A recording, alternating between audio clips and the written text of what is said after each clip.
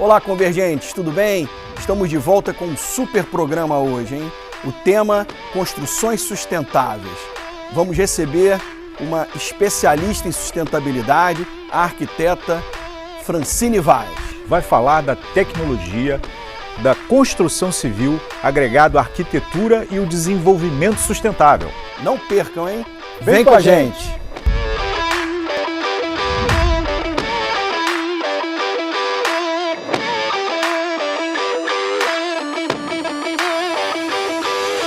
Olá, convergentes, tudo bem? Mais um programa do canal Convergência Ambiental. E hoje vamos tratar de um tema muito legal: construções sustentáveis. A aplicação de conceitos de sustentabilidade na arquitetura e na construção civil. E também das certificações que são utilizadas, certificação LEED, Aqua, entre outras. E para falar sobre esse tema, estamos recebendo a nossa convidada, a arquiteta Francine Vaz, que é especialista em sustentabilidade e também atua em diferentes áreas da certificação sustentável na construção civil. Seja bem-vinda, Francine. É um prazer lhe receber aqui no nosso programa. Obrigada, Felipe. Foi um prazer estar aqui também com vocês. Eu acho que é muito bom a gente ter essa oportunidade de divulgar um pouco o trabalho na área ambiental dos profissionais que trabalham hoje com isso e que se esforçam tanto para que a área ambiental esteja cada vez mais em destaque, né? Exatamente. E eu queria começar pedindo para você falar um pouquinho da sua trajetória, da sua formação, porque é muito importante para os nossos internautas conhecerem, né, qual é a formação dos nossos entrevistados, até porque depois, com certeza, eles vão buscar, quem sabe até ali procurar nas redes sociais, fazer aí os cursos que a gente vai apresentar. Então, eu queria que você falasse um pouquinho da sua trajetória. Com certeza. Bom, então, eu sou arquiteta e urbanista, né? Me formei aqui na UFRJ. Já tem um tempinho que eu me formei em 2005. E, na verdade, assim, sempre fui apaixonada pelo tema da sustentabilidade, né? Desde criança, quando a Eco 92 apareceu aqui no Rio, a gente teve toda a convenção sobre o clima, foi um assunto que me tocou já de criança. E desde essa época que eu venho, já virei uma criança ativista, digamos assim, e desde essa época eu comecei realmente a me interessar por temas relacionados ao meio ambiente. Então me formei em arquitetura e aí depois que eu me formei, tentei trabalhar já com o tema, mas acabei não conseguindo, fui para a área de coordenação de projeto, né? E trabalhei com projetos super legais, multidisciplinares, trabalhei numa empresa que trabalhava com projetos de museus, de exposições, então projetos super interessantes. Mas eu não estava feliz, eu queria realmente seguir a carreira na área de sustentabilidade dentro da construção e juntar realmente a arquitetura, né, que também é uma outra paixão que eu tenho, com sustentabilidade. Então eu fiz um MBA nessa época de gestão de negócios sustentáveis, que me deu um background assim, de gestão mesmo, de projeto, de processos, tudo, responsabilidade ambiental, então tive um background nesse MBA. E depois disso, eu resolvi largar tudo, larguei meu emprego e falei, não, eu vou me especializar ainda mais nessa área. E fui fazer um mestrado em Londres de arquitetura sustentável. Aí fiquei lá 1 ano e meio, fiz meu mestrado e voltei para realmente trabalhar nessa área, né, já com uma especialização, um conhecimento muito maior. E comecei a trabalhar numa consultoria, que é o CTE, a empresa que eu trabalho até hoje, uma consultoria de sustentabilidade, onde a gente tem o foco em certificações ambientais, né? Certificações LEED, Aqua, todas as certificações que são usadas na construção civil, né? Para empreendimentos, para bairros, enfim, toda tipologia que a gente tem, desde o micro até o macro. Excelente. E também agora com um novo desafio, né, que é dar aulas, né? Exatamente. Eu queria que você falasse um pouquinho sobre o curso que você vai desenvolver agora, os 15 passos para arquitetura sustentável, né? Sim, sim. E também a sua atuação em cursos de pós-graduação nessa área. Legal. Bom, eu já estou trabalhando nessa área já tem quase 10 anos, né? Então a gente adquire uma experiência e chega um momento que você quer compartilhar essa experiência com outras pessoas, né? Porque eu acho que depois que você chega num nível de conhecimento, a melhor coisa que você pode fazer é realmente compartilhar, ensinar as outras pessoas, passar adiante esse conhecimento. Então, pensando nisso, eu me juntei com mais 2 arquitetas, amigas minhas, que é a Juliana Rangel e a Daniele Garcia, e a gente criou esse curso online, que se chama 15 Passos para a Arquitetura Sustentável, onde a gente passa, então, desde a etapa inicial de concepção do projeto, né, até o uso e operação daquela edificação. Então a gente passa por todas as etapas, né? Iniciozinho do projeto, como que você tem que fazer a gestão desse projeto de forma integrada entre todas as disciplinas, depois todas as preocupações que você tem que ter durante a execução do projeto, depois tudo que você tem que controlar e mitigar na obra, no canteiro de obras, né? E ao final, que é realmente o ciclo de vida da edificação, o maior impacto, né, da edificação é durante o seu uso e sua operação. Muitas vezes a gente esquece disso, né? A gente fica achando que só é ali o canteiro de obras. Claro, o canteiro de obras tem um impacto significativo, mas é o uso e operação que realmente tem um maior impacto ambiental dentro do ciclo de vida de uma edificação, da vida útil. Então a gente olha também sobre esse aspecto para a gente conseguir dar uma visão para os arquitetos e também, enfim, engenheiros ambientais, pessoas que trabalham na área da construção civil, né? Dar essa visão holística de como que todo esse processo funciona. Então a gente dividiu em passos mesmo, um passo a passo para a pessoa entender todas as questões que são relevantes e que ela tem que entender para construir, para projetar e para trabalhar numa edificação sustentável. Francine, eu, em primeiro lugar, eu quero te parabenizar por esse trabalho fantástico, porque obrigada. eu acho que isso aí hoje é de muito valor, né? Agrega muito valor, e eu acho que não só agrega muito valor, como é fundamental para o princípio, né, do controle efetivo na gestão ambiental desses empreendimentos que hoje são um dos grandes responsáveis pelos impactos ambientais que, né, são causados aí nas cidades devido à sua complexidade, né? Apesar de alguns critérios de enquadramento hoje em alguns órgãos ele ser considerado em alguns critérios, em alguns enquadramentos até como impacto insignificante, e eu tenho uma visão um pouco diferente. E aí eu falo, inclusive, sobre uma tese que eu e o professor Felipe defendemos muito, que é a relação do licenciamento, em que ela deveria ser muito mais intensiva no pós-licença, basicamente, do que propriamente para você iniciar o licenciamento de um empreendimento como esse. Se nós conseguíssemos fazer com que essa tua característica de trabalho, né, com que esse conceito de trabalho que você tem pudesse ser difundido de maneira mais, né, macro difundido, a gente pode dizer assim, teríamos certeza de que esse tipo de problema no licenciamento, eu falo isso, né, porque eu atuo na gestão pública ambiental, então a gente encontra muita carência nisso, né?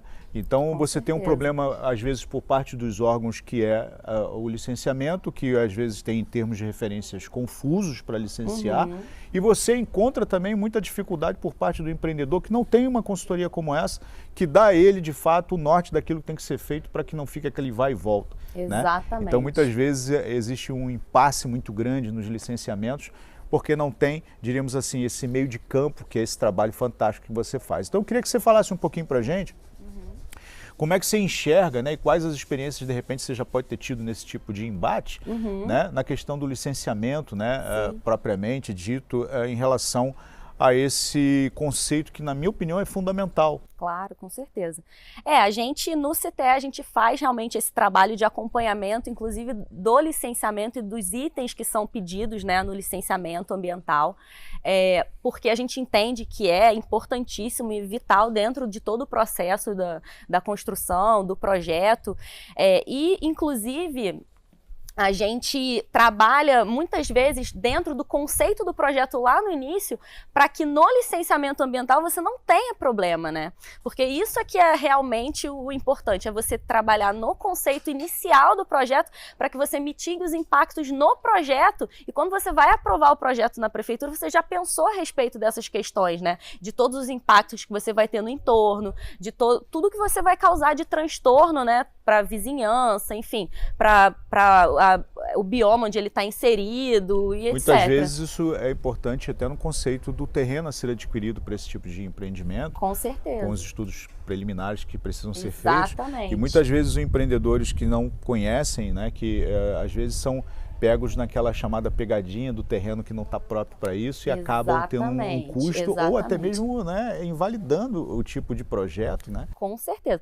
O estudo do terreno é onde tudo começa, né? A gente até fala que, assim, a escolha do terreno é o primeiro passo do projeto. Você não escolhe o terreno e depois você projeta. Primeiro você olha as possibilidades de terreno e dos impactos que você vai causar naquele local para depois, aí sim, você caminhar com o projeto, né? Então, assim, a escolha do terreno, a conectividade que você vai ter, como que as pessoas vão chegar até lá, como que você vai fazer a obra. Então, tudo isso tem que ser estudado numa etapa muito preliminar.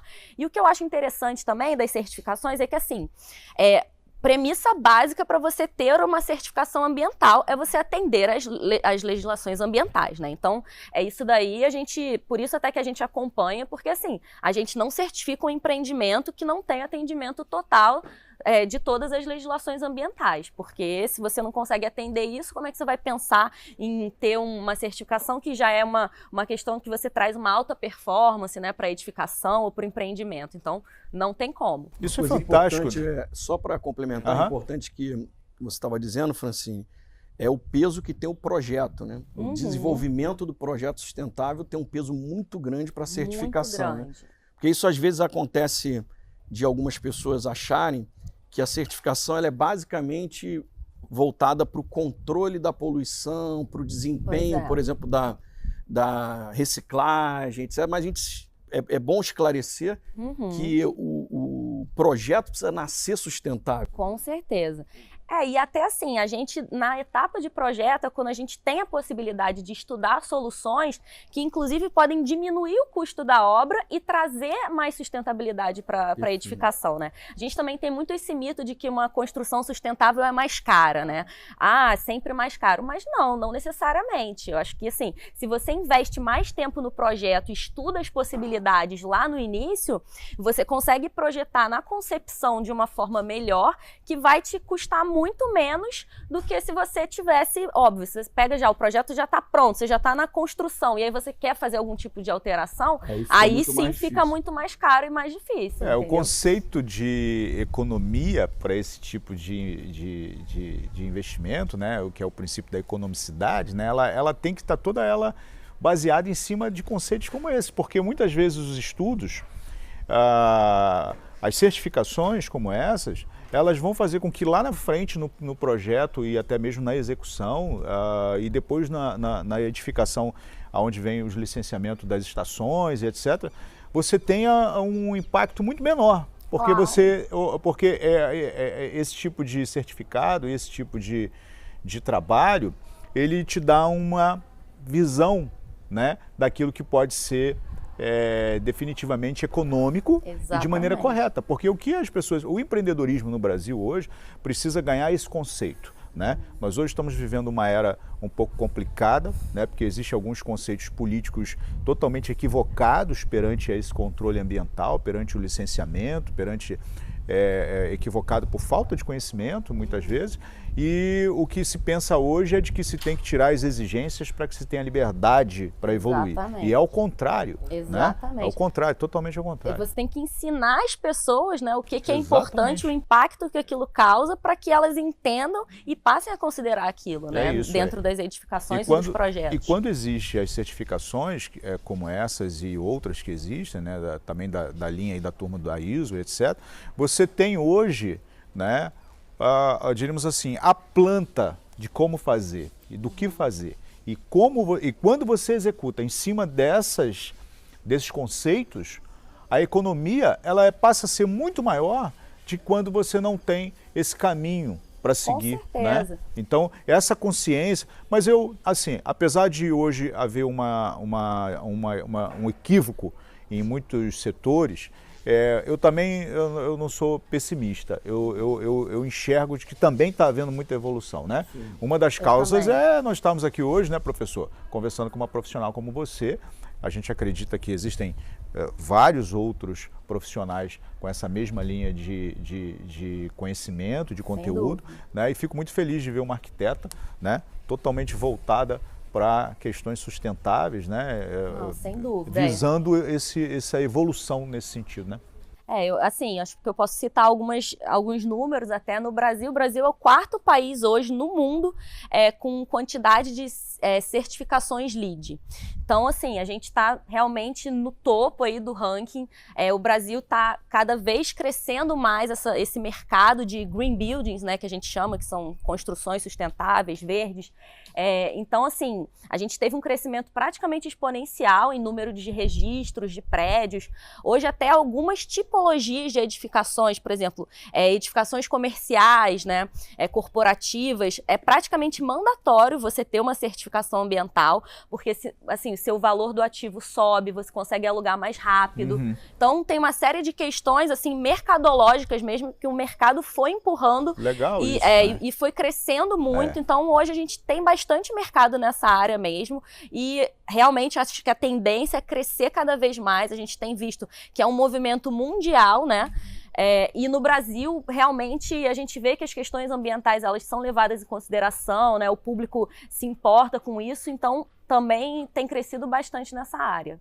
E uma coisa importante também que a gente precisa lembrar, em cima do que o Antônio já colocou, é essa busca incessante do empresário hoje pela segurança jurídica, né?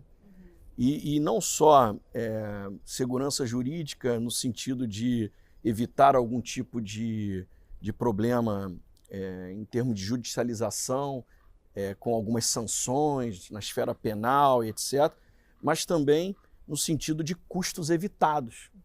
Porque atualmente, quando a gente fala em custo evitado, hoje, e eu tenho trabalhado muito isso nas minhas aulas, com as minhas palestras, é justamente você garantir que a lucratividade do seu empreendimento ela não vai ser, de certa forma,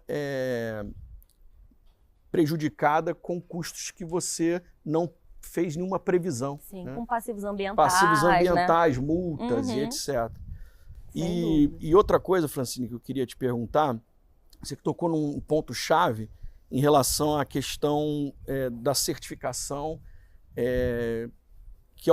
isso é muito comum no mercado, sobretudo no mercado imobiliário. A gente vê que muitas pessoas acham que a certificação ainda é muito cara, né? E em alguns projetos, e o Antônio colocou muito bem, né? Algumas tomadas de decisão de governo, por exemplo, como trabalhar a certificação verde em um projeto como Minha Casa Minha Vida, né? Um projeto de cunho social, que deveria ter um cunho socioambiental, mas que não foi feito para esse tipo de abordagem, né? Então eu queria que você comentasse um pouquinho sobre isso também.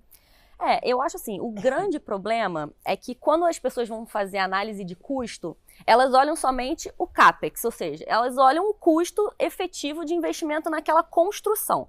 Só que elas esquecem de olhar o OPEX, que é todo o custo de operação que aquela edificação vai ter. E quando a gente está falando de Minha Casa Minha Vida, a gente quer entregar um produto para os moradores, onde eles também vão ter possibilidade de ser econômicos, né? De consumir menos água, consumir menos energia, porque isso também vai beneficiá-los socialmente, né? É um programa social.